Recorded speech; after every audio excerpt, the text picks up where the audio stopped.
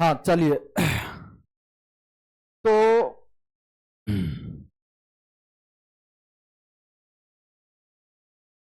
अब वहां के लोग क्या चाह रहे थे कि हम किसी तरह से टैक्स फार्मर जो टैक्स लेता है उससे हम बचने के लिए तो जंगल में तो चला जाता था, लेकिन चाहा क्या उसने कि हम इसको पूरा करने के लिए कुछ उपाय करते हैं। तो उपाय में क्या क्या उपाय होगा भाई? तो होगा कि उपज बढ़ाने के तरीके, मतलब कि अब ऐसा तरीका सोचने लगा कि हम लोगों का अनाज ज्यादा से ज्यादा कैसे उपजे। ठीक है, तो उपज बढ़ाने के तरीके को हम लोग पढ़ेंगे। ठीक है, अच्छा।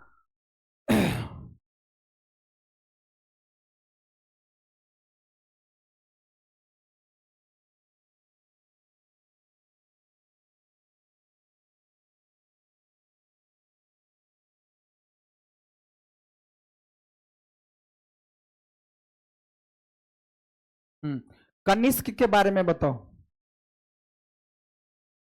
कनिष्क राजा जो थे उसके बारे में बताओ कुछ।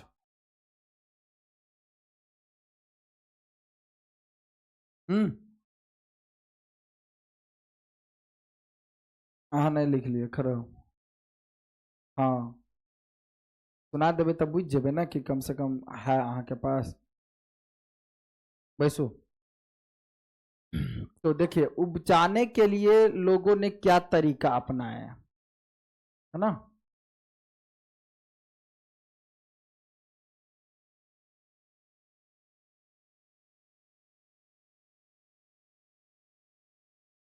उपज बढ़ाने के तरीके, उपज बढ़ाने के तरीके। उपज बढ़ाने का एक तरीका हल का प्रचलन था, मतलब हल का प्रचलन था जिसमें लोहा के हल से जो है, हाँ, उपज बढ़ाने का एक तरीका हल का प्रचलन था जो 6ठी शताब्दी ईसवी पूर्व से ही गंगा और कावेरी की घाटियों के उर्वर कछाड़ी क्षेत्र में फैल गया था। मतलब कहने का कि उपज बढ़ाने का तरीका हर जगह संभव नहीं हो पा रहा था। ठीक है, कुछ विद्यांचल का कुछ क्षेत्र था, वहां जो है कुछ ज्यादा ही फैला हुआ था।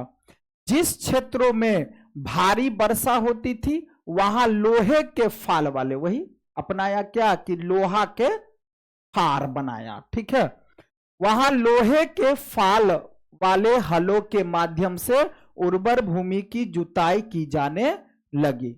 ठीक, ताकि अनाज ज्यादा से ज्यादा उपज सके। इसके अलावा तो तरीका क्या अपनाया, एक पॉइंट ये आपका बन गया कि लोहे के फाल का प्रयोग करने लगा। ठीक, इसके अलावा गंगा की घाटी में धान की रुपाई की वजह से उपज में भारी वृद्धि होने लगी। यानी गंगा की घाटी में धान की अब रुपाई होने लगी, जिसके कारण से ज्यादा अनाज उपजने लगा।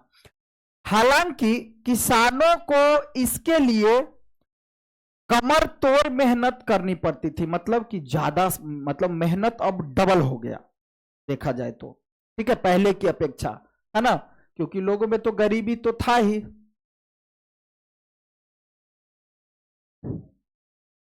मतलब राजपाट जो चल रहा था वो गरीब था, है ना, तो लोगों के पास पैसा नहीं होता था, मतलब खुद खाने के लिए नहीं मिलता था। तो भाई जकरा से शादी करते फिर ओकरा खियाबो पड़ते ना, इसलिए अपना शादी नहीं कोई करता था भाई। कमर तोड़ मेहनत करनी पड़ती थी। यद्यपि लोहे के फाल वाले हल की वजह से, क्या, लोहे के फाल वाले हल की वजह से फसल की उपज बढ़ने लगी ना। यानी किसके कारण? लोहे के फाल का जो प्रयोग करने लगा, जिसके कारण फसल ज्यादा से ज्यादा उपजने लगा। लेकिन ऐसे हलों का उपयोग, वही बोले थे हम, हर जगह नहीं बल्कि विद्यांचल में कुछ उपमहाद्वीपों के कुछ हिस्सों में ही यह चीज हो पाया था संभव, मतलब हर जगह नहीं हो पाया था। ठीक है, सीमिता पंजाब और राजस्थान जैसी अर्ध शुष्क जमीन वाले क्षेत्रों में लोहे के फाल वाले हल का प्रयोग 20वीं सदी में शुरू हुआ। किस सदी में शुरू हुआ? 20वीं सदी में। मतलब पंजाब और राजस्थान जैसी शुष्क जमीन वाले क्षेत्रों में लोहे के फाल का जो प्रयोग किया जाने लगा, कब से? 20वीं सदी से, और वो जो चल रहा था 19वीं सदी। ठीक है। जो किसान उपमहाद्वीप के पूरब और उत्तर और मध्य पर्वतीय क्षेत्रों में रहते थे, उन्होंने खेती के लिए कुदाल का उपयोग किया। मतलब कहने का क्या? कुदाल का उपयोग करता था।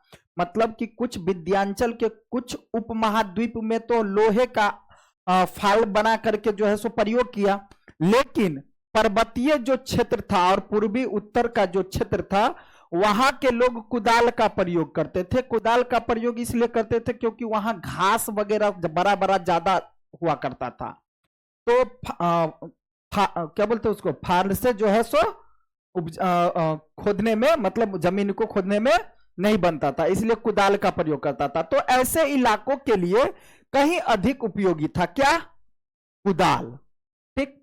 उपज बढ़ाने का एक और तरीका, अब देखो तो अनाज को उपज बढ़ाने का तरीका क्या था? एक मतलब लोहे का है ना, फार अगर कहा जाए तो क्या बोलते, फार है ना, और है ना, और हर कुछ क्षेत्रों में जो है कुदाल का प्रयोग किया। अब और क्या तरीका कि उपज बढ़ाने का एक और तरीका जो कुआं, तालाब, कहीं कहीं नहर के माध्यम से सिंचाई करना था। मतलब कहने का कि कैसे अनाज ज्यादा उपजे, तो इसके लिए तरीका एक अपनाया कि कुआं से सिंचाई होती थी, तालाबों से सिंचाई होती थी, कहीं कहीं नहरों के माध्यम से सिंचाई होती थी, जिसके कारण अनाज ज्यादा उपजने लगा। व्यक्तिगत लोगों, मतलब कहने का क्या? मतलब कहने का ये कि उस समय में जो वर्षा हुआ तो हुआ, नहीं हुआ तो इस सब का व्यवस्था नहीं करता था।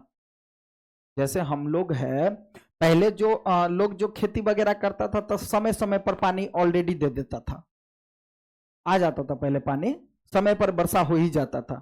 ठीक है। तो अब न लोग ऑप्शन ढूंढने लगा है कि नदी तालाब इत्यादि, उससे भी नहीं तो दमकल इत्यादि।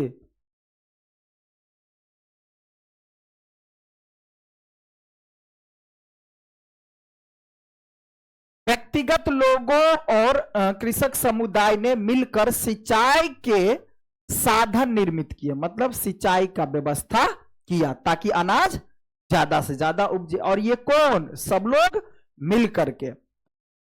व्यक्तिगत तौर पर तालाब, कुआं और नहर जैसे सिंचाई साधन निर्मित करने वाले लोग प्रायः राजा या प्रभावशाली लोग थे, जिन्होंने अपने इन कामों का उल्लेख अभिलेखों में भी करवाया। तो हम कुछ यहां समझ सकते हैं कि लोहे का फार बना करके उसका प्रयोग किया। कुछ लोग जो है कुदाल का प्रयोग करता था, सिंचाई इत्यादि, नहर तालाब से सिंचाई वगैरह का व्यवस्था कर करके कहीं ना कहीं ज्यादा से ज्यादा अनाज बचने लगा, ताकि टैक्स जो दिया जा रहा था, मतलब जो उसको समय से मिल सके। ठीक है।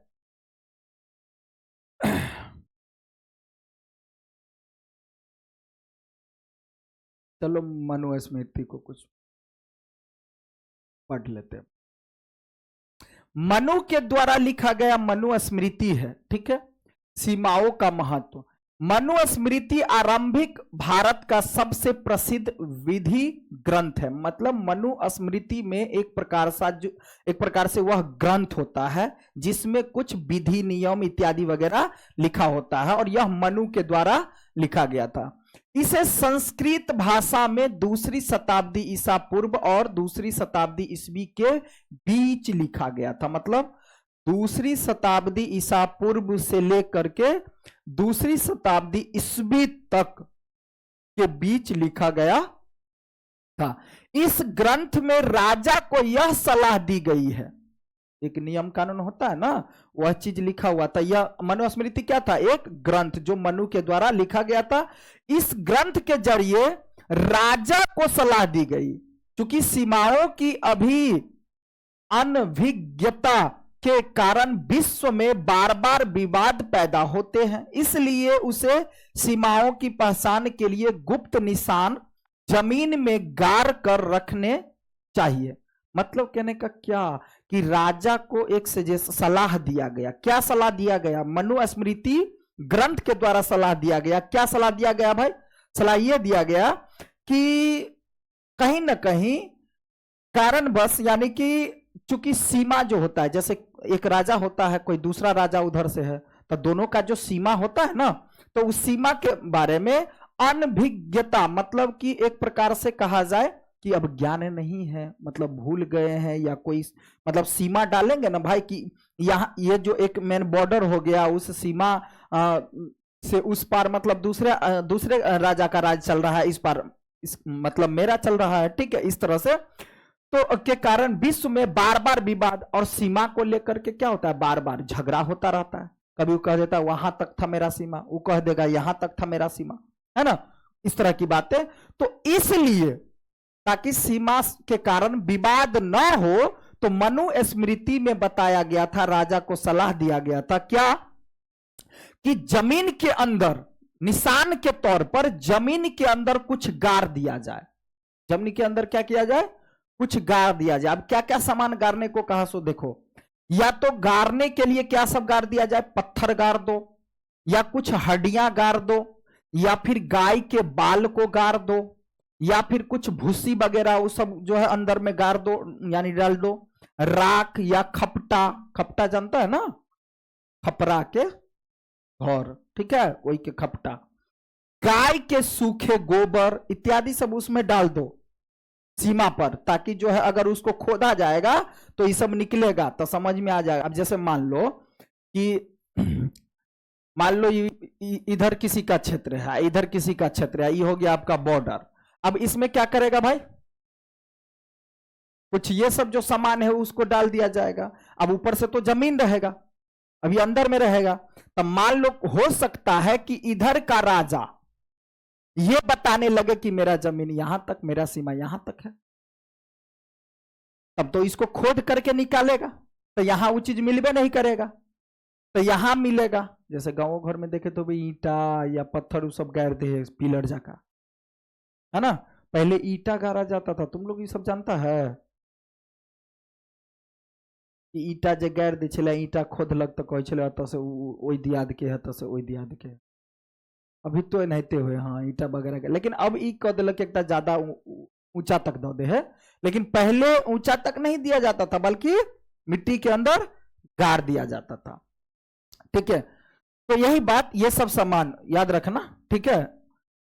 राख, खपटे या गाय के सूखे गोबर, ईंट, कोयला, कंकर, पत्थर, रेत, बालू। अब जहां मतलब ये सब सामान मिलेगा वहां से समझ में आ जाएगा कि ये इसका सीमा हो गया, ठीक। उसे सीमाओं पर इसी प्रकार के और तत्व भूमि में छुपाकर गाड़ने चाहिए। मतलब इसी प्रकार का कोई सामान वगैरह या तत्व वगैरह कुछ जो है सो अपना जमीन में गाड़ करके रख दिया जाए, है ना, गाड़ने चाहिए, जो समय के साथ नष्ट ना हो, जो समय के साथ नष्ट ना हो। कुछ मतलब अब तुम्हारे माइंड में आएगा या किसी के माइंड में आएगा कि बाद में तो सर पत्थर, ईटा या कुछ भी उसमें तो गल जाएगा, तो एक सीमित रहता है कि कम से कम 5 साल, 7 साल, 10 साल तक चलते, उसमें तो ऐसा दिक्कत नहीं है, ठीक है। तो ये होता था, है ना। तो ऐसा इसलिए राजाओं को सजेशन दिया गया कि आप लोगों में जो विवाद होता है बार बार, ताकि ऐसा ना हो, ठीक। तो बात समझ में आ गया कि मनुस्मृति से आप क्या समझते, क्वेश्चन एक बन जाएगा आपका। मनुस्मृति क्या था, एक प्रकार का ग्रंथ था, ठीक है। या फिर आपको पूछ लिया जाएगा कि उस समय में राजाओं को सीमा में, है ना, सीमा कायम करने के लिए क्या सलाह दी गई थी। ग्रामीण समाज में भिन्नताएं, अब गांव की समाज में जो विभिन्नताएं होती है, विभिन्नताएं मतलब अलग अलग, है ना। यद्यपि खेती की इन नई तकनीकी से उपज तो बढ़ी, मतलब देखो उपजाऊ तो होने लगा, किस तकनीकी से, कि लोहे का फार बनाया गया, कुदाल वगैरह का प्रयोग किया गया, नदी, तालाब, नहर इत्यादि के पानियों से सिंचाई करके, है ना, ज्यादा से ज्यादा अनाज उपजाने लगा। तो उपज तो इसके कारण बढ़ी, लेकिन इसके लाभ समान नहीं थे। लाभ समान नहीं थे का मतलब क्या? अब जिसके आसपास में अगर खेत रहेगा, नदी तालाब नहर के आसपास में, उसको तो लाभ मिल जाएगा, बाकी क्षेत्रों को वाले को तो नहीं मिल पाएगा। तो यही हो गया विभिन्नताएं। मतलब क्या कि उपज तो बढ़ी, लेकिन इसके लाभ समान नहीं थे। समान नहीं थे, यह इसका जो लाभ हुआ सभी व्यक्ति को नहीं हो पाया, तो विभिन्नता हो गया ना भाई। अब इस बात के प्रमाण मिलते हैं कि खेती से जुड़े लोगों में उत्तर उत्तर भेद बढ़ता जा रहा था। मतलब कहीं ना कहीं खेती के कारण जो है लोगों में वाद विवाद इत्यादि सब बढ़ता चला गया। अब कहानियों में, विशेषकर बौद्ध कथाओं में, भूमिहीन खेतिहर, मतलब कि जो एक बौद्ध की कथा है, उस कथा के अनुसार बताया गया है इस किताब में, क्या कि भूमिहीन, भूमिहीन का मतलब जिसके पास भूमि ना हो, ठीक। खेतिहर श्रमिक, जो भूमिहीन हो, जिसके पास खेत ही नहीं है। अब खेत नहीं है क्या मतलब क्या हुआ कि एक तो पहले बताया गया कि अन्न तो उपजाने लगा, लेकिन उसका लाभ खेत वाले को ही होगा, या तो उस खेत वाले को ही होगा जिसके उस नहर नदी तालाब के आसपास में उसका खेत हो सकता है जो भूमिहीन व्यक्ति हो, जिसके पास खेती ही नहीं हो, तो उसको तो इस नई तकनीकी का कोई प्रभाव नहीं पड़ा, कोई लाभ नहीं मिला। छोटे किसान जिसके पास मान लो कि कम क्या बोलते हैं खेत वगैरह हो, ठीक है, छोटे किसान और बड़े बड़े जमींदारों का उल्लेख मिलता है। पाली भाषा में गहपति का प्रयोग, अब गहपति का मतलब होता है एक प्रकार से जैसे घर का मुखिया भी कहा जाए, या गांव का मुखिया कहा जाए, या सब खेतों का जो जमींदार हुआ करता था उसे भी कहा जाए। गहपति का प्रयोग छोटे किसानों और जमींदारों के लिए किया जाता था। मतलब क्या कि जो सब जमींदार था वो एक प्रकार से गहपति हो गया, ठीक है, के लिए किया जाता था। गांव घर में समझो तो एक दादाजी जो, मैं एक मुखिया जी, वो भी हम समझ सकते हैं। बड़े बड़े जमींदार और ग्राम प्रधान शक्तिशाली माने जाते थे। मतलब क्या, बड़े बड़े जमींदार और ग्राम का जो प्रधान है ना, बहुत ज्यादा ही शक्तिशाली माना जाता था उसको, जो प्रायः किसानों पर नियंत्रण रखते थे। अब गांव का जो प्रधान जैसे ग्राम का प्रधान किसको माना जाता है? गांव घर का, जैसे मुखिया हेड होता है ना भाई, और जैसे किसान वगैरह जो कुछ हुआ करता था, किसानों का जो मेन हुआ करता था कौन? जमींदार। तो उसको ज्यादा शक्तिशाली माना जाता था, और वही जमींदार छोटे छोटे किसानों पर या लोगों पर नियंत्रण रखता था। नियंत्रण मतलब उसके अधीन था, उसके कहने पर चलता था, या मुखिया जी हो गया, ठीक है। ग्राम प्रधान का पद प्रायः वंशानुगत होता था। अब ग्राम का प्रधान कौन बनेगा? तो वंशज चलेगा, वंशानुगत, मतलब कि वंश, जैसे अभी ये बना है तो फिर उसका बेटा बनेगा, उसका बेटा बनेगा, कुछ इस तरह से। आरंभिक तमिल संगम साहित्य में भी गांव में रहने वाले अलग अलग वर्गों के लोगों का उल्लेख है। जैसे वे वेल्लालर, या बड़े जमींदार को ही नाम दिया गया है वेल्लालर, ठीक है। हलवाहा या उल्वर, ठीक, जैसे दास। अब कहने का मतलब जमींदार को कह दिया बेल्लालर, और हलवाहा को क्या कह दिया? उल्वर। इतना समझ जाओ, ठीक है। दास का नाम क्या दिया? अनिमई, ठीक है। यह संभव है कि वर्गों की यह विभिन्नता, या लोगों में वर्गों में क्या होने लगा? विभिन्नता होने लगा भाई। तो विभिन्नता भूमि के स्वामित्व, जो भूमि का स्वामित्व का मतलब क्या हुआ? भूमि के मालिक। भूमि के स्वामित्व का मतलब क्या हुआ? भूमि का मालिक। स्वामित्व का मतलब मालिक, ठीक। जैसे किसी खेत का, जैसे यह खेत आपका है, मतलब क्या हुआ? आप इसके स्वामी हैं। कोई सामान है जो आपका है, तो इसका मतलब उस सामान का आप स्वामी हो गए, ठीक है। तो स्वामित्व महत्वपूर्ण हो गया, जिसकी चर्चा प्रायः विधि ग्रंथों में की जाती थी, है ना। ऐसे परिस्थिति में भूमि का स्वामित्व महत्वपूर्ण हो गया, जिसकी चर्चा प्रायः ग्रंथों में बताई गई है। ठीक है, देखते हैं आगे। गृहपति घर का मुखिया होता था। हम समझ जाओ, गृहपति तो बतेबे किए। गृहपति जैसे वहां किसको बोला गया? छोटे छोटे किसानों या फिर जमींदारों इत्यादि का। अब भाई मतलब छोटा किसान का मतलब क्या हुआ? हम छोटे किसान छे, लेकिन ये जमीन तो हमर है, तो हम गृहपति हो गए। जमींदार भी गृहपति हो गया, घर का मुखिया क्या हो गया? गृहपति हो गया। ठीक है। और घर में रहने वाली महिलाओं, बच्चों, नौकरों और दासों पर नियंत्रण करता था कौन? मुखिया ना। घर से जुड़े भूमि, जानवर या अन्य सभी वस्तुओं का वह मालिक हुआ करता था कौन? गृहपति, एक प्रकार से जो स्वामी। कभी कभी इस शब्द का प्रयोग नगर में रहने वाले संभ्रांत व्यक्तियों और व्यापारियों के लिए भी किया जाता था। मतलब एक प्रकार से बड़े बड़े व्यापारी हो या छोटे छोटे व्यापारी भी हो, व्यापारी को भी हम कह सकते हैं गृहपति। ठीक है, चलिए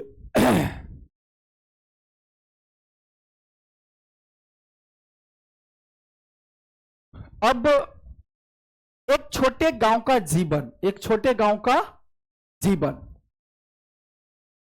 हर्षचरित संस्कृति में लिखी गई कन्नौज, जो मानचित्र में दिया गया, एक के शासक, जो कन्नौज के शासक थे कौन? हर्षवर्धन।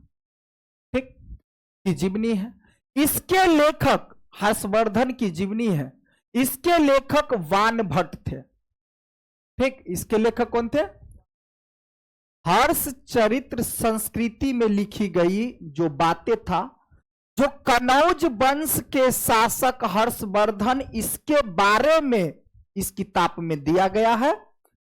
जिसको लिखा किसने है भाई? तो वानभट्ट ने। यानी हर्षचरित्र के लेखक अगर पूछेगा तो कौन हो गया? वानभट्ट। और उस वानभट्ट ने हर्षचरित्र में क्या लिखा? तो हर्षवर्धन, यानी कि कन्नौज शासक के हर्षवर्धन के बारे में बताया गया, उसकी जीवनी के बारे में बताया गया। कहीं से ऑब्जेक्टिव चुरा लेगा, इसे ध्यान दो। ठीक है, मतलब बात समझ में आया कि नहीं आया? अरे हर्षवर्धन कौन है? शासक, मतलब राजा। कहां के? कन्नौज के। और हर्षचरित्र क्या है? एक पुस्तक, ठीक, जिसको किसने लिखा है? वानभट्ट ने। इस पुस्तक में क्या है? हर्षवर्धन की जीवनी। समझ में आया? हाँ, लगभग 7वीं शताब्दी से हर्षवर्धन के राज कवि थे कौन? वानभट्ट, जिसने लिखा। यह उस ग्रंथ का एक अंश है। इसमें विंध्य क्षेत्र के जंगल के किनारे की एक बस्ती के जीवन का एक अति विरल चित्रण किया गया है। बस्ती के किनारे का अधिकांश क्षेत्र जंगल है। बस्ती के किनारे का अधिकांश यानी ज्यादा से ज्यादा क्षेत्र बस्ती जो है वह एक प्रकार से जंगल ही है, वह बस्ती। और यहां धान की उपज वाली खलिहान और उपजाऊ भूमि के हिस्सों को छोटे किसानों ने आपस में बांट लिया। आपस में क्या किया? बांट लिया। यहां किसको? क्षेत्रों को। ठीक, अब यहां के अधिकांश लोग कुदाल का प्रयोग करते थे। कुदाल मतलब कुदायर, गांव घर की भाषा में। क्योंकि घास से भरी भूमि, वही बात जो हम बोले ना कि वहां जो है हल का प्रयोग, फार का प्रयोग नहीं हुआ करता था। क्यों? क्योंकि घास भूसा ज्यादा हुआ करता था, तो किसका प्रयोग करता था? कुदाल का। देखो वही बात है, क्योंकि घास से भरी भूमि, घास से ज्यादा भरा हुआ था जमीन। ठीक है, तो भूमि में हल चलाना क्या हो रहा था? मुश्किल, इसलिए कुदाल का प्रयोग करते थे। बहुत कम हिस्से साफ है, जो मतलब कहने का कि कम ही हिस्सा होता था जो साफ रहता था घास भूसा से, बाकी का हिस्सा भाई जंगल तो था ही। अब ये बताया गया कि गांव में जो लोग रहते थे, उस बस्ती जो बना हुआ था उसमें से ज्यादा बस्ती जो क्षेत्र था क्या था, केवल जंगल ही था। तो जंगल था मतलब घास भूसा, तो उसमें जो है हल से नहीं हो पाता था। ठीक है, साफ है जो है भी, जो साफ है भी, ठीक है,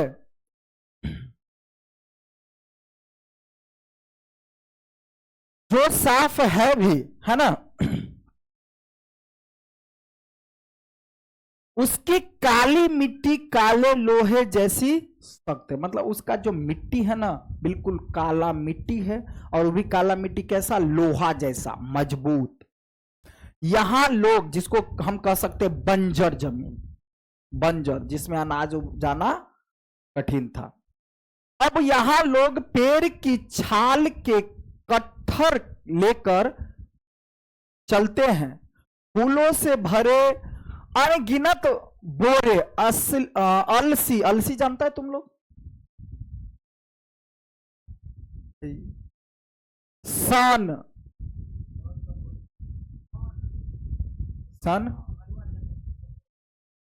हाँ सन मतलब सन से जो सुतरी बनता है, सुतली, सुतरी नहीं बनल रहे है, सुतरी वाला बोरा नहीं जरा कुछ, तो सने से बने ना। अलसी हुए है, अलसी मतलब एक प्रकार के तीसी, तीसियो नहीं बुझे छे, हाँ, तो अलसी, सन, भारी मात्रा में शहद मतलब मौध, मोर का पंख, मोम, लकड़ी और घास के बोझ लेकर आते जाते रहते थे लोग। मतलब ये सब सामान जो है लेकर के आना जाना। अलसी हो गया, सन हो गया, शहद, मौध हो गया, मोर का पंख वगैरह, मोर के पंख से भाई कुछ बनाया जाता था ना सामान वगैरह, मोम या लकड़ी या घास के बोझ लेकर के इत्यादि लोगों का आना जाना लगा रहता था। अब ग्रामीण महिलाएं रास्ते में बसे गांव में जाकर बेचने को तत्पर रहती थी, अपना ये सब ला करके अपना बेचती थी। उनके सिरों पर जंगल से एकत्र किए गए फलों की टोकरियां भी हुआ करती थी। ठीक है, तो इस तरह की बात है। ठीक है, तो गांव का जो है मतलब एक छोटा सा गांव जो बस्ती था उसके बारे में ये बातें बताया गया था। ठीक है, अब चलते हैं भूमि दान, हाँ, और नए संभ्रांत ग्रामीण। जो भूमि दान किया जाता था पहले, तुम लोग भी सुना होगा भाई, गांव घर में पहले भूमि दे दिया जाता था, जना अहा कहने हो भाई कि हमर परदादा सब ओकरा देने है तब बसल है, सुना होगा तुम लोग। ठीक है, चले तो भूमि दान और नए संभ्रांत ग्रामीण, ईस्वी की आरंभिक शताब्दी से ही, मतलब ईस्वी के आरंभिक शताब्दी से ही भूमि दान के प्रमाण मिलते हैं। मतलब उस समय से ही जो है भूमि दान का प्रमाण मिलता है कि उस समय में भी भूमि दान हुआ करता था। इनमें से कई का उल्लेख अभिलेखों में मिलता है, कई भूमि का, इनमें से कुछ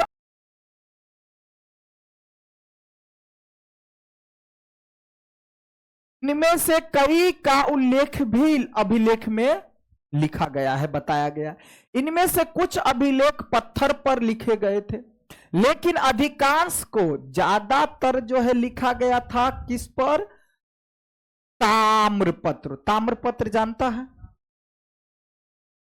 ताम्रपत्र का मतलब होता है एक, जब पहले के जमाना में, जैसे अभी जो किसी को कुछ अवार्ड वगैरह या कुछ मिलता है ना, तो वो एक कई प्रकार का आने लगा है, लेकिन पहले किसी को प्रूफ जो दिया जाता था, कुछ प्रमाणित करने के लिए दिया जाता था, तांबा के चौड़ाई रहा और इस पर लिखा हुआ रहता था वो बातें। ताम्रपत्र का मतलब तांबा के, तांबा जैसा नहीं रहता, चदरा जैसा, अब उस पर एक ताम्रपत्र, मतलब कुछ भी प्रमाणित कर दिया जाता था कि हम, मतलब आपको इस चीज का मान्यता दे दिया गया है। या भूमि जो दान दिया जाता था तो ताम्रपत्र दिया जाता था, ताकि अगर कोई कहे चले कि मान लिया ये भूमि तुम्हारा नहीं है, तो पटाख से निकाल कर ताम्रपत्र के दिखा दे चले कि देखिए प्रूफ है, हमको भूमि दान में दिया गया है। तो उसी को बोलते हैं ताम्रपत्र। तो ये ताम्रपत्र कई प्रकार के प्रूफों में दिया जाता था, ठीक है। एक किसी को अवार्ड वगैरह भी मिलता था तो ताम्रपत्र के तहत भी मिलता था, ठीक है। जैसे तुम लोग एक घायल मूवी है सनी देओल के, तो उसमें क्या होता है कि अमरीश पुरी जो सनी देओल के पिता जी रहता है, तो वो जो है सो उसको बीमार रहता है भाई। तो जब बीमार रहता है तो उसको क्या करता है कि मतलब हॉस्पिटल में भर्ती नहीं लेते रहता है। तो जब हॉस्पिटल में भर्ती, तो ताम्रपत्र का मतलब समझ में आ गया, एक प्रमाण हुआ करता था। मतलब क्या कि भूमि जो दान दिया ना, तो उसका जो है प्रमाण दो तरह से, एक तो पत्थर पर अभिलेख कर लिख दिया जाता था, और दूसरा अधिकांश क्या करता था कि जिसको भी, जैसे मान लो कि कोई व्यक्ति है, तुमने इसको भूमि दान दिया, तो दान देने के साथ साथ जो है ताम्रपत्र भी दिया। भाई आय हम दान दो दै छी, लेकिन काल जे है से हमरा कोनो प्रमाण रहो चाहिए ना, तो ताम्रपत्र दिया जाता था, ठीक है। जिन्हें संभव तो उन लोगों को प्रमाण रूप में दिया जाता था, वही प्रमाण जो है सो दिया जाता था एक प्रमाण के तौर पर, प्रूफ के तौर पर। जो भूमि लेते थे, मतलब जो भूमि लेता था, है ना, उसको एक ताम्रपत्र भी दिया जाता था।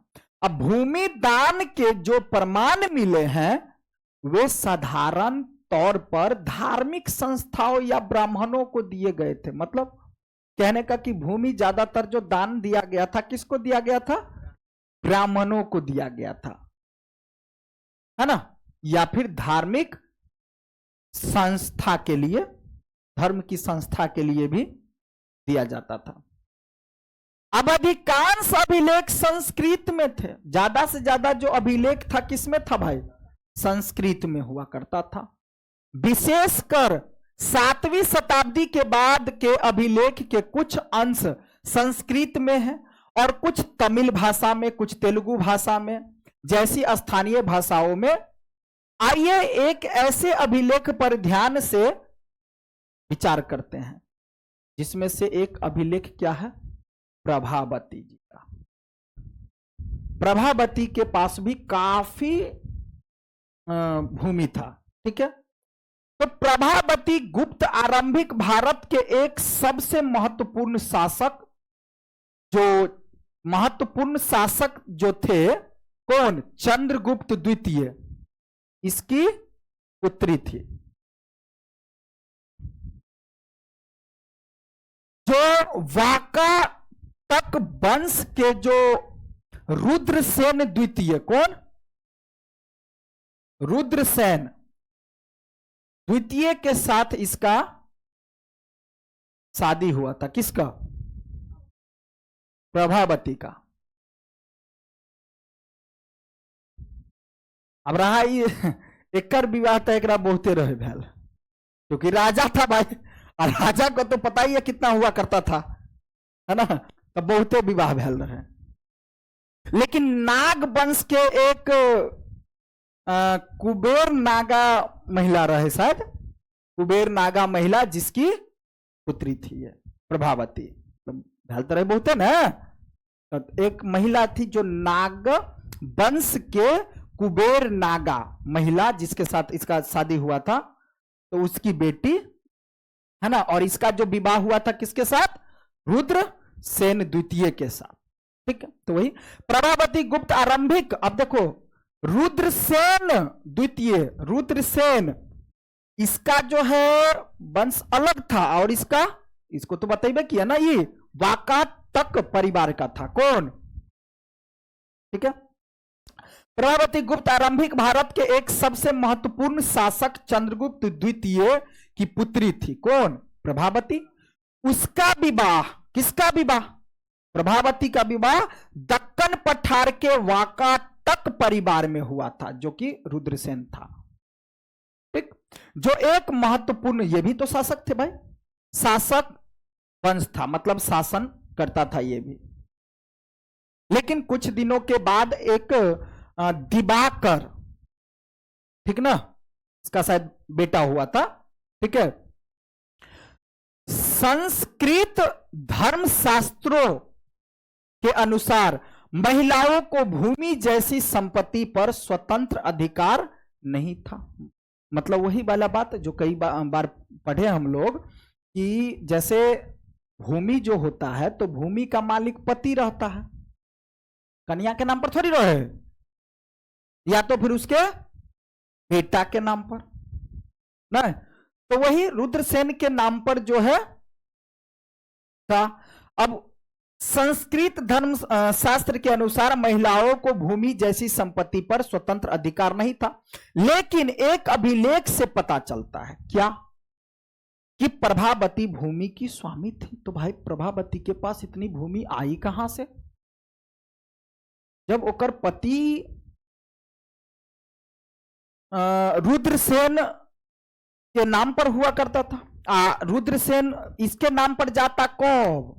जब उसका बेटा नहीं होता तो, लेकिन बेटा तो हुआ था। तो इसके पास फिर इतनी भूमि आई कहां से भाई? भूमि का स्वामी बना कैसे? और उसने दान भी किया था। उसने क्या किया था? दान भी। मतलब किसने?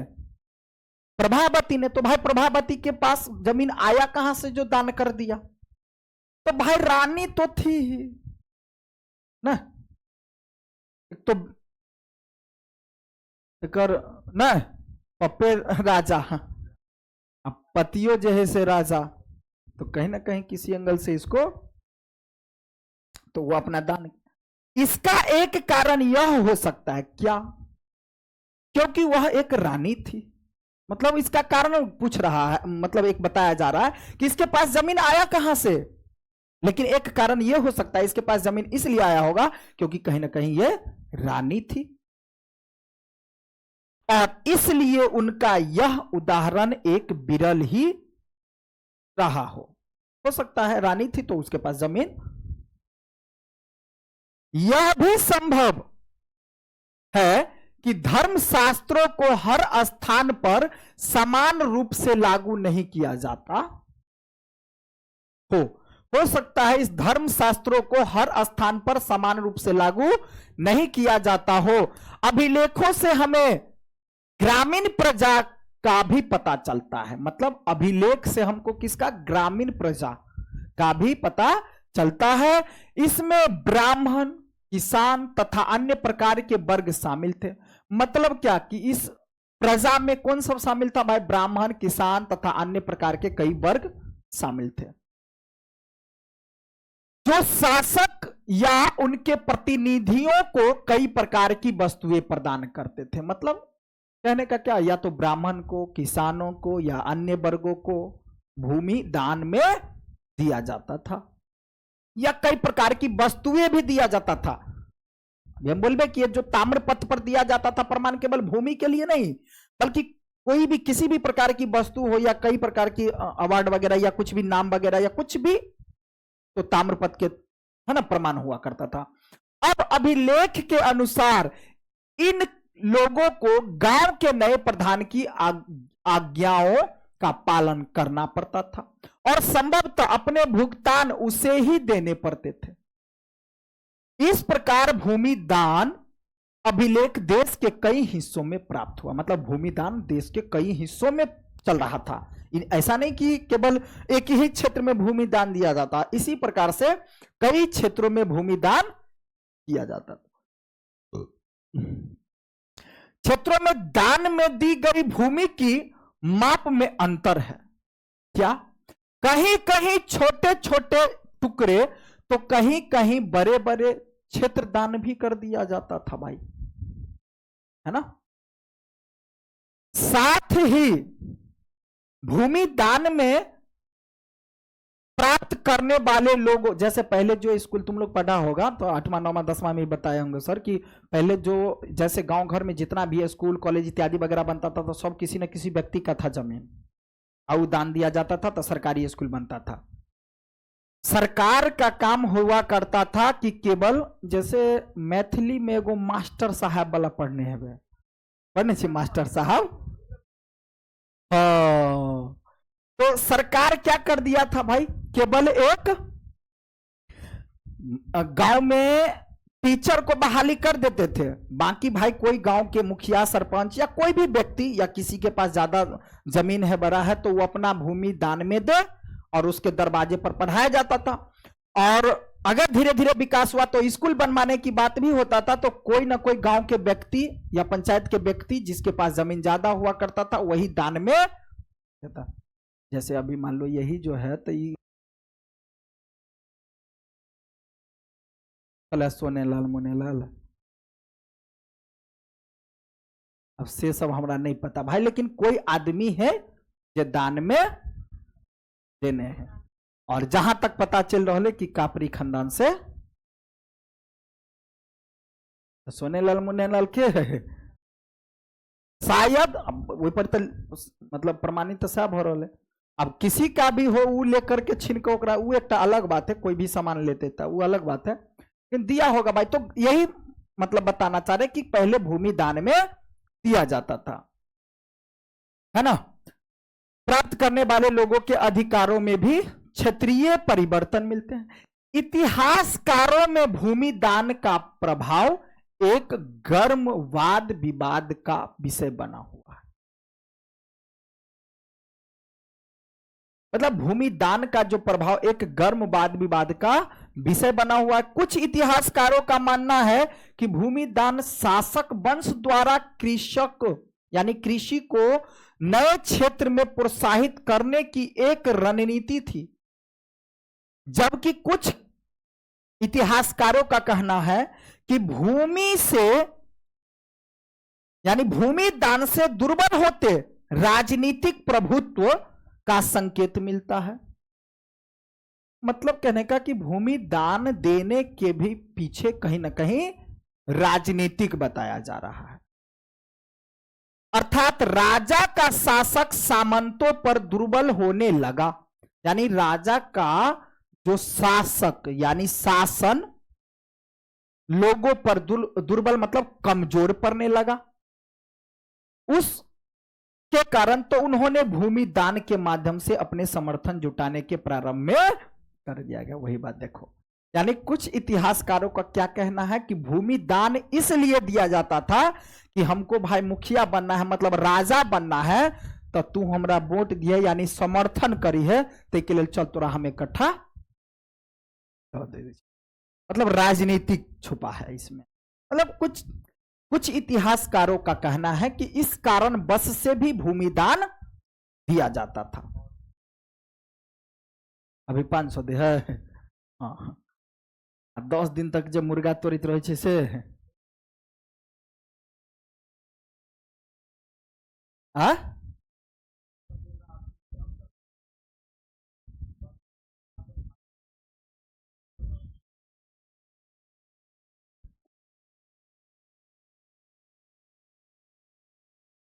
नहीं,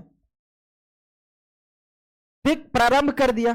उनका यह भी मानना है कि राजा स्वयं को क्या राजा स्वयं को उत्कृष्ट स्तर के मानव रूप में प्रदर्शित करना चाहते थे, जैसा कि हमने पिछले अंश में देखा है।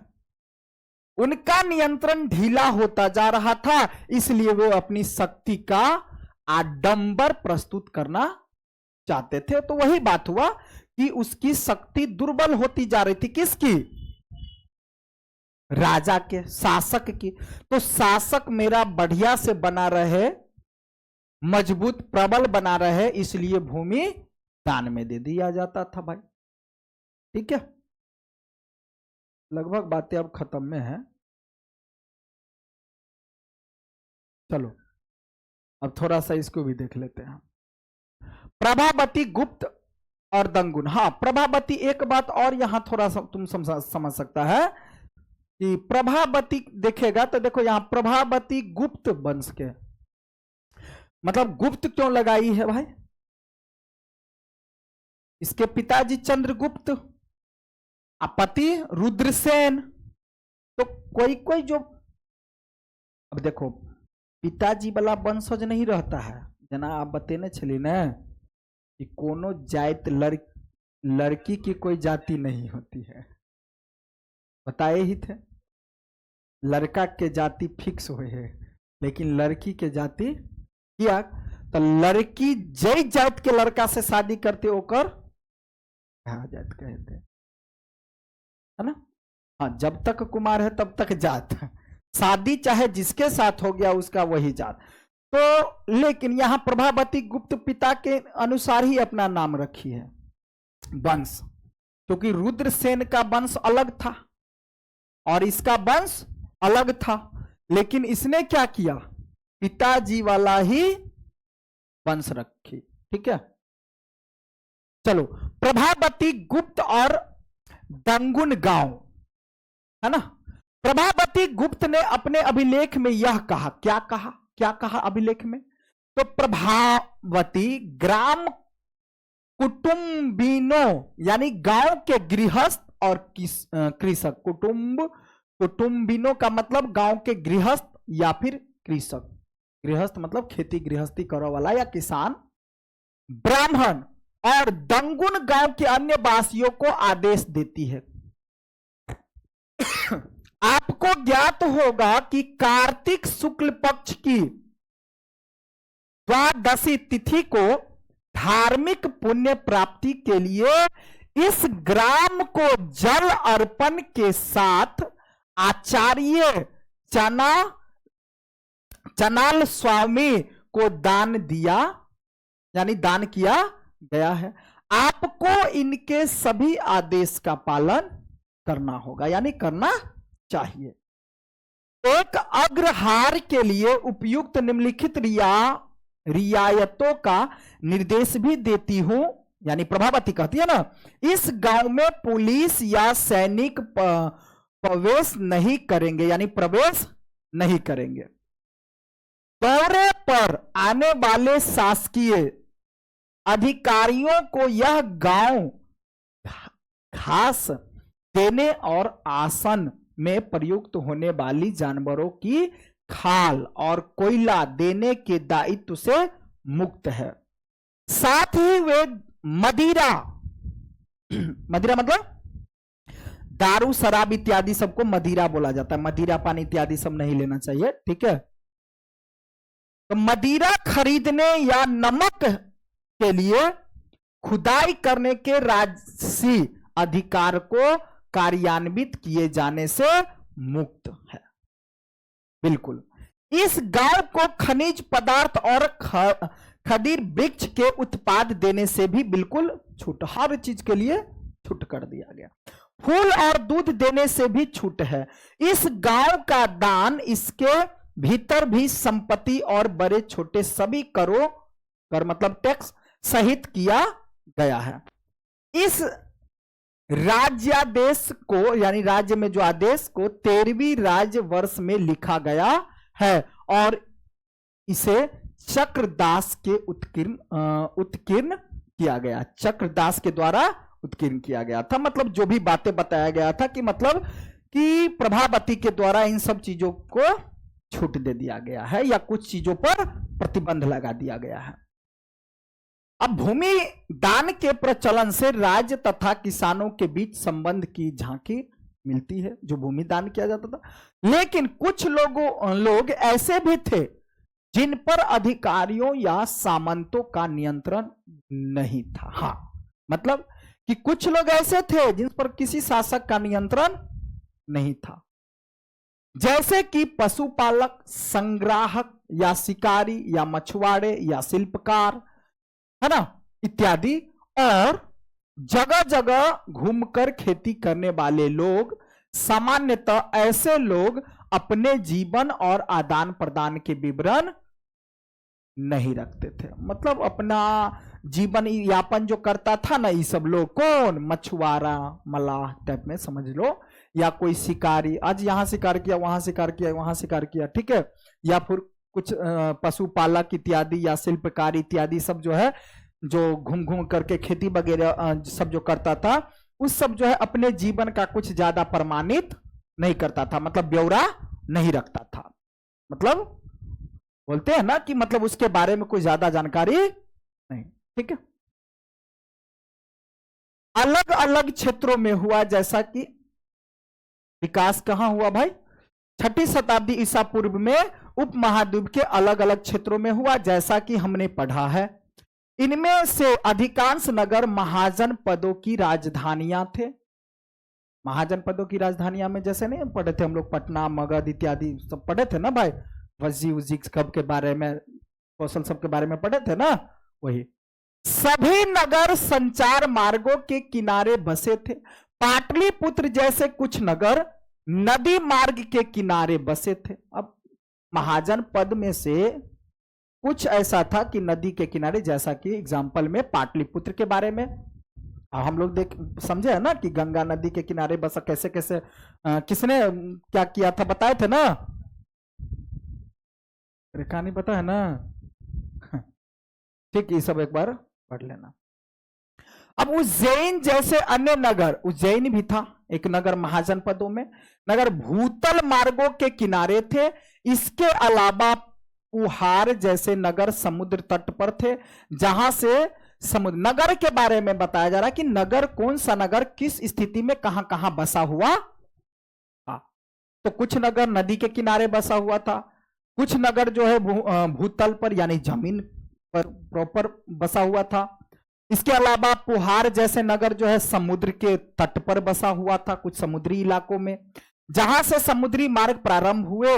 मथुरा जैसे, मथुरा कहा है, मथुरा जैसे अनेकों शहर व्यावसायिक या सांस्कृतिक और राजनीतिक गतिविधियों के जीवंत केंद्र भी बना हुआ था। अब नगरीय जनसंख्या, सम्भ्रांत वर्ग और शिल्पकार। हमने पढ़ा है कि शासक वर्ग और राजा किले बंद नगर में रहते थे। बिल्कुल, किला जो बंदी करके, जो अपने क्षेत्र को किला बंदी कर दिया जाता था। यद्यपि इनमें से अधिकांश स्थलों पर व्यापक रूप से खुदाई करना संभव नहीं है, क्योंकि आज भी इन क्षेत्रों में लोग रहते हैं। आज भी इन क्षेत्रों में क्या लोग रहते हैं भाई? हाँ बिल्कुल, जैसा कि हमने हड़प्पा सभ्यता के समय में पढ़ा था वो सब चीजें, है ना, किलेबंदी। लेकिन फिर भी यहां से अलग अलग प्रकार के पुराबेश प्राप्त हुए हैं। इनमें उत्कृष्ट श्रेणी के मिट्टी के कटोरे और थालियां मिली है, जिन पर चमकदार कलाई चढ़ी है। इन्हें उत्तरी कृष्ण मार्जित पात्र कहा जाता है। संभवतः इनका उपयोग अमीर लोग किया करते होंगे। नहीं तो पहले के आदमी क्या पत्ता पर खाई चले से सब मालूम है ना, तब ना भोज में पत्ता मिले है। कौन मिला पत्ता? हाँ वो पत्ता, प्रार्थी के पत्ता। महंगा भी बिका है, वो कम मात्रा में मिले लगले अब वो सब, इसलिए।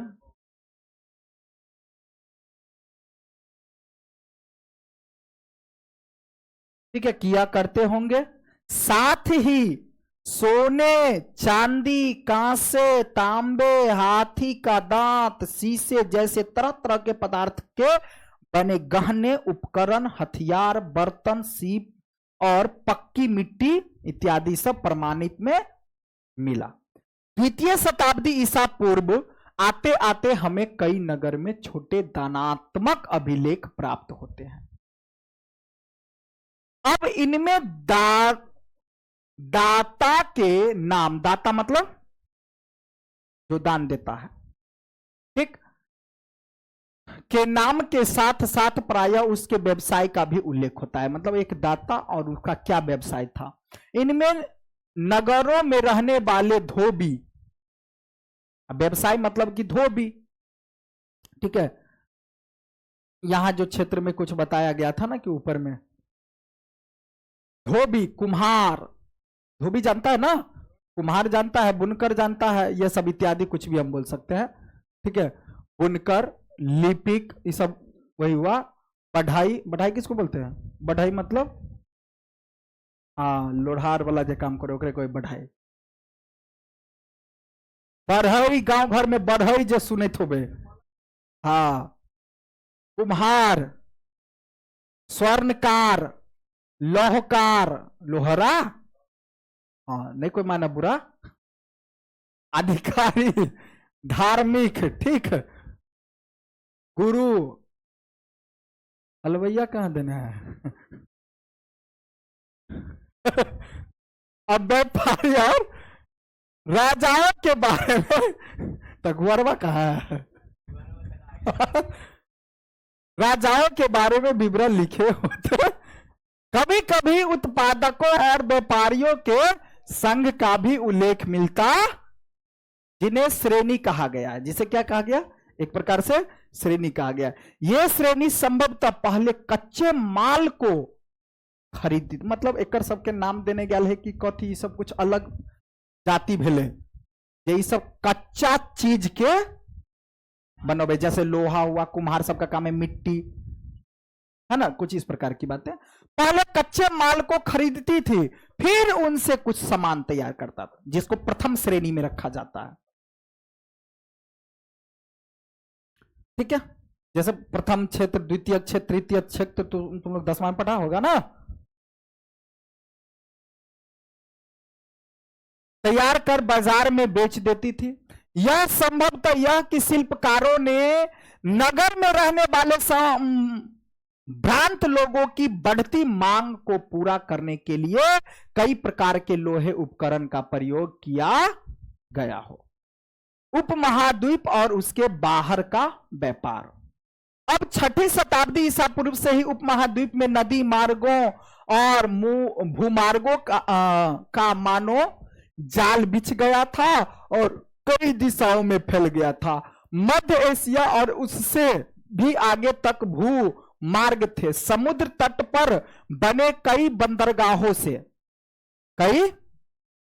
बंदरगाहों से जल मार्ग अरब सागर से होते हुए उत्तरी अफ्रीका, पश्चिम एशिया तक फैला हुआ था और बंगाल की खाड़ी से यह मार्ग, मतलब रास्ता, चीन, दक्षिण पूर्व एशिया इत्यादि जाता था, यानी फैला हुआ था रास्ता, मार्ग। शासकों ने प्रायः इन मार्गों पर नियंत्रण करने की कोशिश की और संभवतः वे इन मार्गों पर व्यापारियों की सुरक्षा के बदले उनसे धन भी लेते थे। मतलब एक प्रकार से सीधा समझो तो अगर कोई राजा है, यहां कोई है, अगर ये रास्ता यहां से व्यापार इत्यादि सब होता था या यहां से भी व्यापार इत्यादि होता था, तो यहां का आदमी जब यहां से व्यापार करता था तो रास्ते में जिसका जो क्षेत्र पड़ता था वो राजा टैक्स लेता था, कर लेता था, ताकि रास्ते में आने जाने में तुम्हें हम सुरक्षा प्रदान करेंगे। ठीक है, तो ये बात है। जैसे गांव घर में छोटी सी बात समझ लिया ना, बाजारे लोग यहाँ तो देवोपुर है, बट्टी जकरा कोई, हाँ बात समझ में आल ना। तो वही अगर एक क्षेत्र के लोग अगर दूसरे क्षेत्रों में जाकर के जो व्यापार करता था तो रास्ते में आने जाने तक इत्यादि वगैरह सब साफ सफाई इत्यादि, है ना। इन मार्गों पर चलने वाले व्यापारियों में पैदल फेरी लगाने वाले व्यापारी थे। अब कहने का मतलब इस मार्गों पर कौन चलता था? बड़े बड़े व्यापारी, छोटे छोटे व्यापारी जो पैदल भी चलते थे या कुछ गाड़ी से भी जाते थे, बैलगाड़ी या घोड़े, खच्चर इत्यादि, जानता है ना। देखियो देखियो खच्चर अहाँ सब नहीं पढ़ने छी? खच्चर पढ़े ना रहे एक बेर 10वां में पढ़ने हेबे।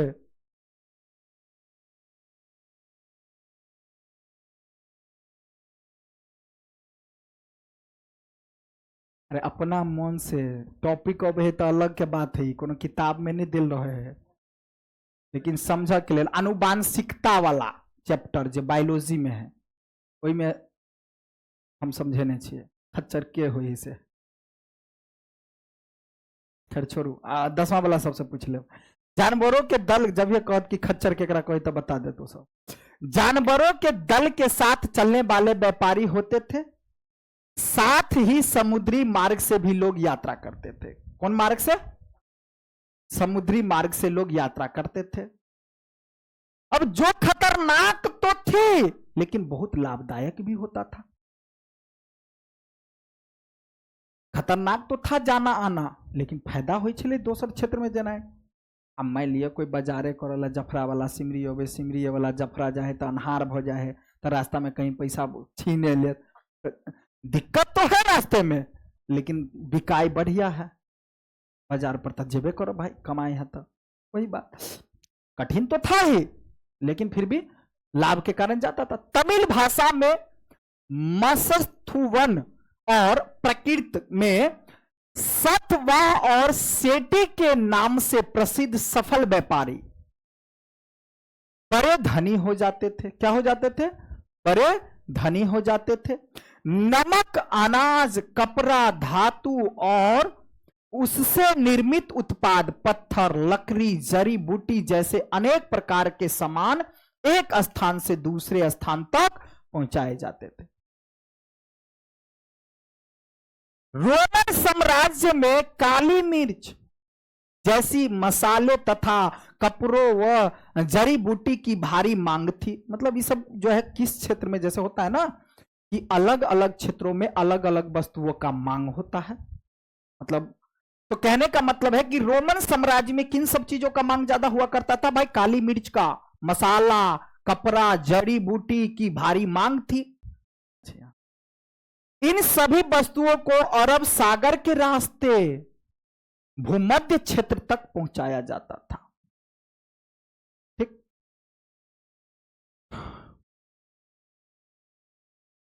चलो भाई थोड़ा सा इसको देख लेते हैं हम लोग। मालबार तट, आधुनिक केरल, यह एक यूनानी समुद्री यात्रा द्वारा रचित पेरिप्लस ऑफ एरिथ्रियन सी का एक अंश यानी लगभग प्रथम शताब्दी ईसा है। भारी मात्रा में काली मिर्च और दालचीनी खरीदने के लिए बाजार वाले नगर में वे जहाज भेजते हैं। एक तो यहां भारी मात्रा में सिक्का, पुखराज, सुरमा, सब जानता है ना?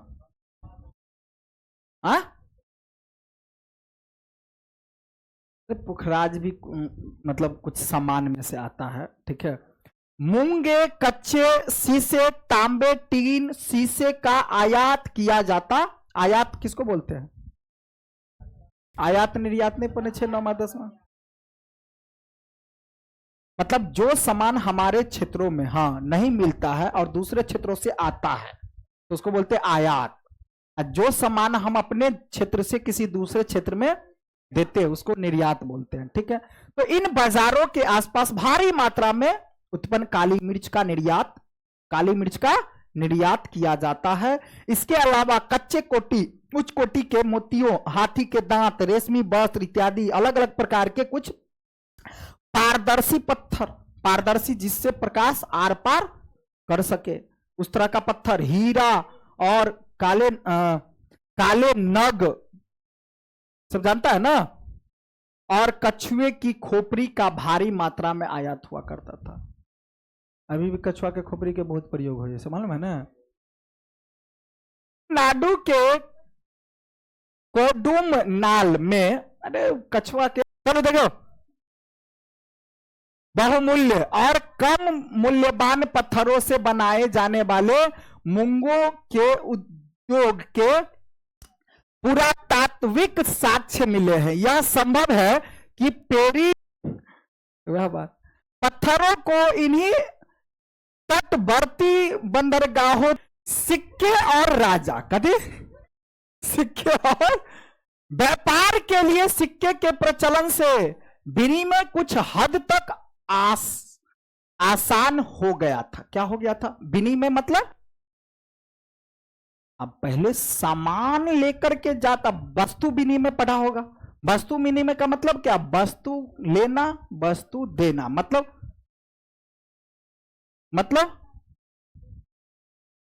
नहीं धै धै धै धै जे अथी लो ले छलिए हो दह बरफ नहीं है, लेकिन अब सब मात्रा कम भ गए। या फिर चोकर सब अथी सब गेहूं सब दाल सब अथी सब लऽ जाए छलिए, चावल सब, आलू टमाटर प्याज सब जे लऽ अबै छलिए, है ना? अब तो चेंज कराबा पड़े भाई, अब पलटा वाला से चेंज करबियो तब। तो वही जब सिक्का का प्रयोग हुआ, किसका? तब विनिमय का साधन थोड़ा अच्छा हो गया। चांदी और तांबे के आहत सिक्के जो 6ठी शताब्दी ईसा पूर्व सबसे पहले ढाले गए और प्रयोग में आए, पूरे उपमहाद्वीप में खुदाई के दौरान, खुदाई जो होता था उसके समय इस प्रकार के सिक्के मिले। मुद्रा शास्त्रियों ने इनका और अन्य सिक्कों का अध्ययन करके उनके वाणिज्यिक प्रयोग के संभावित क्षेत्रों का पता लगाया। आहत सिक्के पर बने प्रतीकों को उन विशेष मौर्य वंश से राजवंशों के प्रतीकों से मिलाकर पहचान करने की कोशिश की गई।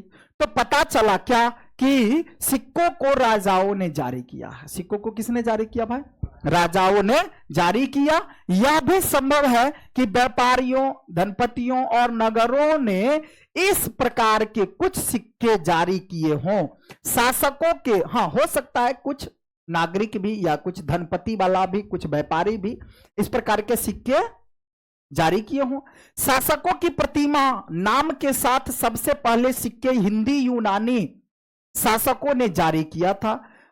पता है ना, पहले जो सिक्का तुम लोग पढ़ा होगा पीछे, पहले जो सिक्का बना हुआ करता था कदी का, मिट्टी का, चीन, जापान, भारत, पहले चीन, जापान, भारत, याद है? पहले जो सिक्का हुआ करता था किस चीज का?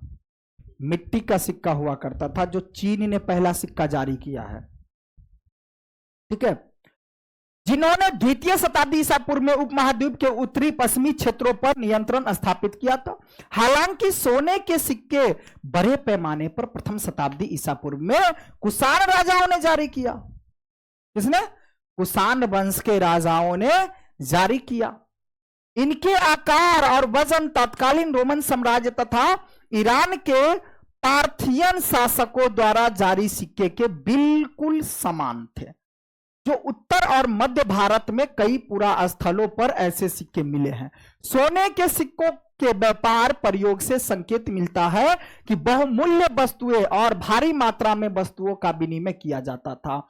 इसके अलावा दक्षिण भारत के अनेक पुरा स्थलों से बड़ी संख्या में रोमन सिक्के मिले हैं, और जिनसे यह स्पष्ट है कि व्यापारिक तंत्र राजनीतिक सीमाओं से बंधा हुआ नहीं था, क्योंकि दक्षिण भारत रोमन साम्राज्य के अंतर्गत न होते हुए भी व्यापारिक दृष्टि से रोमन साम्राज्य से संबंधित कहीं ना कहीं रहा है। पंजाब और हरियाणा जैसे क्षेत्रों योद्ध यानी प्रथम शताब्दी ईस्वी कवायली गणराज्य ने भी सिक्के जारी किए थे। पुराविदों को योद्ध शासकों द्वारा जारी तांबे के सिक्के हजारों की संख्या में मिले, जिनसे योद्धाओं की व्यापार में ज्यादा से ज्यादा रुचि और सहभागिता मिलने लगी, है ना। और सोने के सबसे भव्य सिक्कों में से कुछ गुप्त शासकों ने भी जारी किया। अब इनके आरंभिक सिक्कों में प्रयुक्त सोना अति उत्तम था। इन सिक्कों के माध्यम से दूर देशों से व्यापार विनिमय करने में आसानी होती थी, जिससे शासक को भी लाभ होता था। अब छठी शताब्दी ईस्वी से सोने के सिक्के मिलने थोड़ा सा कम हो गया। क्या इससे यह संकेत मिलता है कि उस काल में कुछ आर्थिक संकट पैदा हो गया था? इतिहासकारों में इसे लेकर मतभेद भी होने लगा। मतलब कुछ इतिहासकारों का कुछ कहना था, कुछ इतिहासकारों का कुछ कहना था। कुछ कहना है कि रोमन साम्राज्य के पतन के बाद दूरवर्ती व्यापार में, यानी ज्यादा से ज्यादा जो व्यापारी दूर व्यापार करना पड़ता था, में कमी आई, जिससे उन राज्यों और समुदाय और क्षेत्रों की संपन्नता पर असर पड़ा जिन्हें दूरवर्ती व्यापार से लाभ मिलता था। अन्य का दूसरे किसी और इतिहासकारों का कहना है कि इस काल में नए नगर और व्यापार के नवीन तंत्रों का उदय होने लगा था, और उनका यह भी कहना है कि यद्यपि इस काल के सोने की सिक्के का मिलना तो कम हो गया, लेकिन अभिलेख और ग्रंथों में सिक्के का उल्लेख होता रहा है। क्या इसका अर्थ यह हो सकता है कि सिक्के इसलिए कम मिलते हैं क्योंकि वे प्रचलन में थे और उनका किसी न किसी संग्रह करके नहीं रखा, मतलब उसको जमा करके नहीं रखा जा सकता था। अब मूल बातें, अभिलेखों का अर्थ कैसे निकालना जाता है, कुछ बस हो गया, उसके बाद बात खत्म है, उसके बाद थोड़ा सा आएगा। और अभी तक हम अन्य बातों के अलावा अभिलेखों के अंश के बारे में अध्ययन कर रहे थे, लेकिन इतिहासकारों को यह कैसे ज्ञात होता है कि अभिलेख पर क्या लिखा है। ठीक है, कुछ सिक्का सब दिया गया है, ठीक है, जो जारी किया गया था। ठीक है, तो इसको समझते हैं। जैसे ब्राह्मी लिपि का अध्ययन आधुनिक भारतीय भाषाओं में प्रयुक्त लगभग सभी लिपियों का मूल ब्राह्मी लिपि है। सभी लिपियों का मेन यानी मूल रूप क्या है? ब्राह्मी लिपि। ठीक, अब ब्राह्मी लिपि का प्रयोग अशोक के अभिलेख में किया गया था, जो कि हम लोग पढ़े हुए थे। ठीक, 18वीं सदी से यूरोप विद्वानों ने भारतीय पंडितों की सहायता से आधुनिक बंगाली और देवनागरी लिपि में कई पांडुलिपियों का अध्ययन शुरू किया गया। अब देवनागरी मतलब उसको हिंदी में, देवनागरी मतलब हिंदी, तो भाषा और लिपि बताए थे ना क्या होता है। सो देवनागरी लिपि हुआ तो भाषा कौन होगा? हिंदी। रोमन लिपि हुआ तो भाषा कौन होगा? इंग्लिश। ठीक है, पांडुलिपियों का अध्ययन शुरू किया गया और उनके अक्षरों की प्राचीन अक्षरों के नमूने से तुलना किया जाता था। जैसे देखो यहां कुछ प्रमाणित दिया, क्या लिखा है तुमको पूछेगा तो नहीं बता पाएगा। ठीक है, लेकिन इसको जो है सो बताया जाता। जैसे तुम लोगों को कभी कभी देखना मोबाइल वगैरह जो चलाता है तो ये सब भाषा वाला आ जाता होगा। अरे मोबाइल वगैरह कंप्यूटर वगैरह जो चलाता है ना, तो भाषा कहेगा चुनने के लिए तो बहुते भाषा दिया रहता है। कभी कभी ऐसा वाला भाषा आ जाएगा तो तुमको समझ में नहीं आएगा। आरंभिक अभिलेखों का तो बात तो समझ में आ गया ना। हाँ, आरंभिक अभिलेखों का अध्ययन करने वाले विद्वानों ने कई बार यह अनुमान लगाया, क्या? कई बार यह अनुमान लगाया कि ये संस्कृत में लिखे हैं, जबकि प्राचीनतम अभिलेख वस्तुतः प्राकृतिक में थे। फिर कई दशकों बाद अभिलेख वैज्ञानिकों के अथक परिश्रम यानी मेहनत के बाद जेम्स प्रिंसेप ने अशोक कालीन ब्राह्मी लिपि का 1838 ईस्वी में अर्थ निकाला। कौन? जेम्स प्रिंसेप, क्योंकि हम लोग पीछे भी पढ़े हुए थे। ठीक है, अशोक के समय के में जो ब्राह्मी लिपि में जो लिखा गया था उसका अर्थ निकाला गया 1838 ईस्वी, तब जाकर के जो है अर्थ बताया गया। अब खरोष्टी लिपि को कैसे पढ़ा गया? तो कहीं ना कहीं हमें यह समझ में आ गया कि ब्राह्मी लिपि को कैसे पढ़ा गया। तो अशोक के काल के समय में जेम्स प्रिंसेप ने 1838 ईस्वी में किसी प्रकार से कई मतलब मेहनत यानी इतिहासकारों ने कई प्रकार के मेहनत के करने के बाद जो है सो ब्राह्मी लिपि का अर्थ जो है सो निकाला, तब जाकर के अब खरोष्टी लिपि को कैसे पढ़ा गया। तो पश्चिम उत्तर के अभिलेख में प्रयुक्त खरोष्टी लिपि के पढ़े जाने की कहानी बिल्कुल हटके है। इस क्षेत्र में शासन करने वाले हिंद यूनानी जो ग्रीक राजाओं द्वारा बनवाए गए सिक्कों से जानकारी हासिल करने में आसानी हुई। मतलब हिंद यूनानी जो थे शासक, जो सिक्का जारी करते थे, उस सिक्का के जरिए से है ना आसानी हुई चीजों को समझना। और इन सिक्कों में राजाओं के नाम यूनानी और खरोष्टी में लिखे गए थे, यानी खरोष्टी भाषा यानी यूनानी भाषा में लिखा गया था। यूनानी भाषा पढ़ने वाले यूरोपीय विद्वानों ने अक्षरों का मेल किया। यूनान जो जानता था उसने, यूरोपीय विद्वानों ने अक्षरों का मेल किया यूनानी भाषा का। उदाहरण के तौर पर दोनों लिपियों में अपलोडोटस का नाम लिखने में एक ही प्रतीक मान लीजिए अप्रयुक्त किया गया, यानी अपलोडोटस में अ। ठीक, यानी कहने का मतलब क्या कि यूनानी भाषा में और खरोष्टी भाषा दोनों में अपोलोडोटस जो है दोनों भाषा में ओए आ रहा था। ठीक, प्रयुक्त किया गया। चूंकि प्रिंसेप ने खरोष्टी में लिखे अभिलेख की भाषा की पहचान प्राकृतिक रूप में की थी, तो यूनानी वाला और खरोष्टी वाला दोनों का सेम आ गया, उससे पकड़ में आ गया। लंबे अभिलेख को पढ़ना बिल्कुल आसान हो गया। लेकिन इतना ही नहीं, इसके पीछे और भी कहानी है, ज्यादा भाषली है। ठीक है, अब अभिलेखों से प्राप्त ऐतिहासिक साक्ष्य इतिहासकारों एवं अभिलेख शास्त्रियों के काम करने के तरीके का पता लगाने के लिए आइए अशोक के 2 अभिलेख को ध्यान से पढ़ें। ध्यान देने योग्य की बात यह है कि अभिलेख में शासक अशोक का नाम ही नहीं लिखा, उसमें अशोक द्वारा अपनाई गई उपाधियों का प्रयोग किया गया है। मतलब जो भी अशोक के द्वारा, जैसे प्रियदर्शी एक प्रकार से उपाधि के तौर पर मिला था उनको, है ना, तो उसके बारे में है। लेकिन अशोक के अभिलेख, अब उसमें अशोक द्वारा अपनाई गई उपाधियों का प्रयोग किया गया है, जैसे कि देवानाम्पियन अर्थात देवताओं का प्रिय या प्रियदर्शी, कई प्रकार के, और प्रियदर्शी यानी देखने में जो अधिक सुंदर हो उसको प्रियदर्शी कहा जाता है।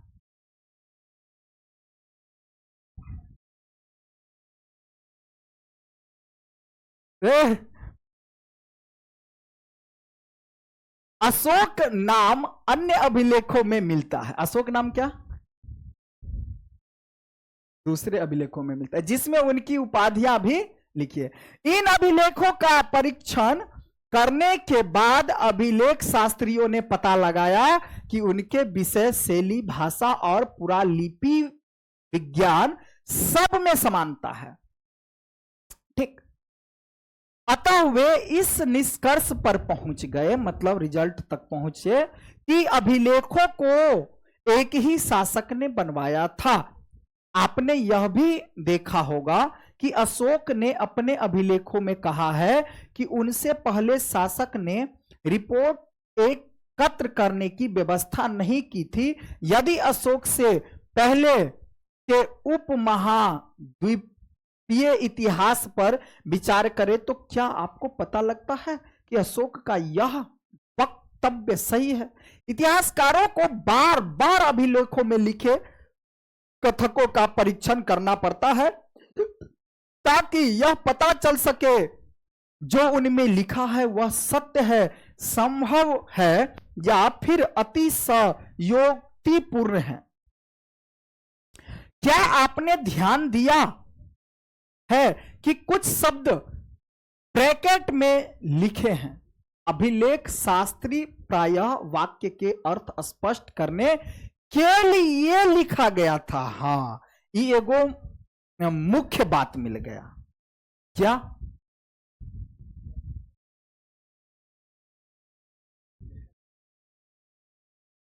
मतलब क्या कि अगर कोई लिपि लिखा हुआ करता था, जैसे बात पढ़ रहे हैं कुछ चीज लिखा हुआ करता था, तो उसका अर्थ साइड में नहीं दिया रहता था, तो उससे भी कुछ दिमाग लगाया। अर्थ स्पष्ट करने के लिए ऐसा करते, यह बड़े ध्यान से करना पड़ता है जिससे कि लेख का मूल अर्थ बदल न जाए। इतिहासकारों को और भी परीक्षण करने पड़ते। यदि राजा के आदेश यातायात मार्गों के किनारे और नगर के पास प्राकृतिक पत्थर पर उत्कीर्ण थे, तो क्या वहां से आने जाने वाले लोग उन्हें पढ़ने के लिए उस स्थान पर रुकते थे? अधिकांश लोग प्रायः पढ़ने लिखने यानी पढ़े लिखे तो थे नहीं भाई। क्या पाटलिपुत्र में प्रयुक्त प्राकृतिक उपमहाद्वीप में सभी स्थानों पर लोग समझते थे? क्या राजा के आदेशों का पालन किया जाता था? इन प्रश्नों के उत्तर पाना बिल्कुल आसान नहीं है। इनमें से कुछ समस्याओं के प्रमाण हमें अशोक के अभिलेख में मिलते हैं, जिसकी व्याख्या प्रायः अशोक की वेदना के प्रतिबिंब के रूप में की जाती है। साथ ही यह युद्ध के प्रति उनकी मनोवृत्ति में परिवर्तन को भी दर्शाता है। जैसा कि हम आगे पढ़ने, यदि हम अभिलेख के शाब्दिक अर्थ के परे समझने का प्रयास करते हैं तो परिस्थिति और भी जटिल हो जाती है, मतलब कठिन हो जाती है। यद्यपि अशोक के अभिलेख आधुनिक उड़ीसा से प्राप्त हुए हैं, लेकिन उनकी वेदना को परिलक्षित करने वाला अभिलेख वहां नहीं मिलता है।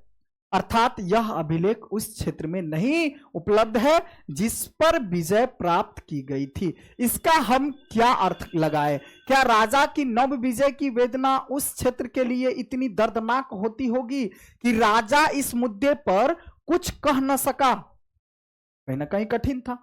अब अभिलेख साक्ष्य की सीमा, उसके बाद बात खत्म। अब आपको यह पता चल गया होगा कि अभिलेख से जो भी प्राप्त जानकारी, यानी जानकारी प्राप्त की भी सीमा होती है। कभी कभी इसकी तकनीकी सीमा होती है। अक्षरों को हल्के ढंग से उत्कीर्ण किया जाता है जिन्हें पढ़ पाना बिल्कुल मुश्किल होता है। साथ ही अभिलेख नष्ट भी हो सकते हैं भाई।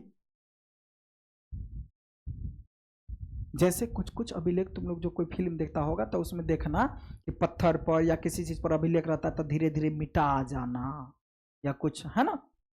जैसे पहले पत्ता वगैरह पर लिखा जाता था तो वो सब कभी मिट जाता था। अरे जैसे बाहुबली देखने हो तो मैंने बताया गया है जाति में रहे लिखने, ठीक है। हाँ, अक्षर लुप्त हो जाते हैं, अक्षर ही लुप्त हो जाना। अब इसके अलावा अभिलेखों के शब्दों के वास्तविक अर्थ के बारे में पूर्ण रूप से ज्ञान हो पाना सदैव सरल नहीं था, आसान नहीं था, क्योंकि कुछ अर्थ किसी विशेष स्थान या समय के संबंध होते।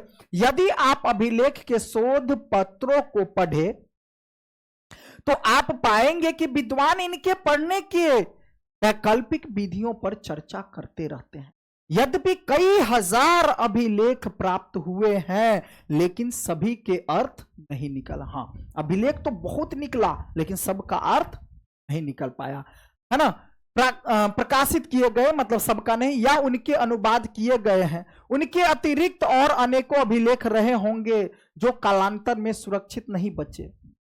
उसके अलावा और भी कई प्रकार के अभिलेख होंगे जो अब सुरक्षित नहीं रहा।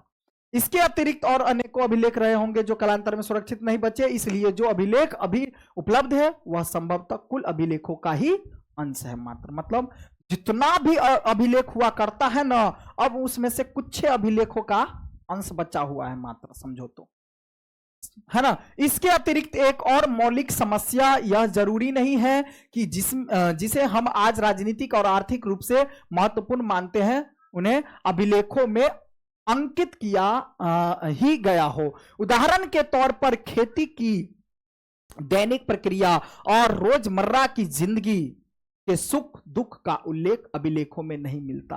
मतलब हर तरह की चीजें, अब तुमने कैसे कितना दर्द हुआ, घाव हो गया था, तो उतना थोड़ी ना रहता है, अभिलेखों में नहीं मिलता है, क्योंकि प्रायः अभिलेख बड़े बड़े विशेष, है ना, अवसरों का वर्णन किया जाता है। कुछ मुख्य बातें सब उसमें लिखा जाता है।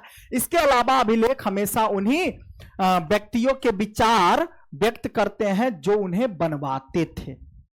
जो अभिलेख बनवाते थे उन्हीं के बारे में या उन्हीं से रिलेटिव चीजों को लिखते थे। इसलिए इन अभिलेखों में व्यक्ति विचारों की समीक्षा अन्य विचारों की परिप्रेक्ष्य में करनी होगी ताकि अपने अतीत का बेहतर से बेहतर ज्ञान हो सके। अर्थात राजनीतिक का आर्थिक इतिहास पूर्ण ज्ञान मात्र अभिलेख शास्त्र से ही नहीं मिलता। साथ ही इतिहासकार प्रायः प्राचीन और अर्वाचीन दोनों प्रकार के प्रमाणों पर आशंका व्यक्त करते हैं। 19वीं सदी के आखिरी दशकों में और 20वीं सदी के प्रारंभ में इतिहासकार प्रमुख रूप से राजाओं के इतिहास के रुचि रखते थे।